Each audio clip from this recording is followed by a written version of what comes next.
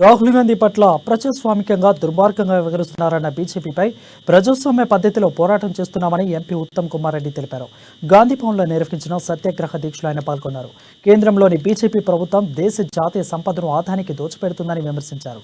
పోర్టులు, విద్యుత్ లైన్లు అనేక ప్రభుత్వ రంగ సంస్థలకు, కార్పొరేటర్లకు కట్టబెట్టడంపై రాహుల్ గాంధీ పార్లమెంట్లో నిలదీశారని, అది తట్టుకోలేక కక్ష సాధింపులకు పాల్పడుతున్నారని మండిపడ్డారు. లలిత్ మోదీ, నీరవ్ మోదీ అంశాలపై కలిసికట్టుగా పోరాడాలని పిలుపునిచ్చారు. నరేంద్ర మోదీ గారు గౌతమ్ అదానీ గారికి కట్టబెడుతున్నారు. ఏ విధంగా దేశాన్ని దోచి, ప్రజల సొమ్ముని దోచి ఒక వ్యక్తికి, ఓ పెట్టుబడిదారులకు, ఈ క్రోనీ క్యాపిటలిస్ట్ కి కట్టబెడుతున్నారు. రాహుల్ గాంధీ గారు అద్భుతంగా మాట్లాడారు. మేమందరం కూడా పార్లమెంట్ లో వారు ఎంబడున్నాం.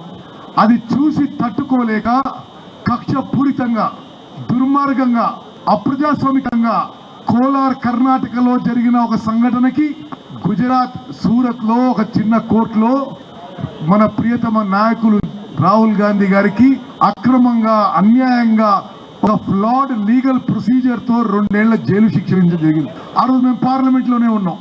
జైలు శిక్ష సాయంత్రం ప్రకటించబడితే మరుసటి రోజు పార్లమెంటు 11 గంటలకు తెరుస్తారు.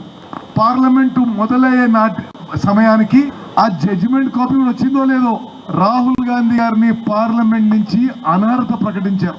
లెస్ దెన్ 24 అవర్స్ ఆ జడ్జి సెంటెన్స్ చేయడం, కన్విక్ట్ చేయడం, తప్పుడు కన్విక్షన్, తప్పుడు సెంటెన్స్ వేసి 2 ఏళ్ల జైలు శిక్ష వేసి, ఆ 2 ఏళ్ల జైలు శిక్ష పడ్డది కాబట్టి పార్లమెంట్ నుంచి మన ప్రియతమ నాయకుడు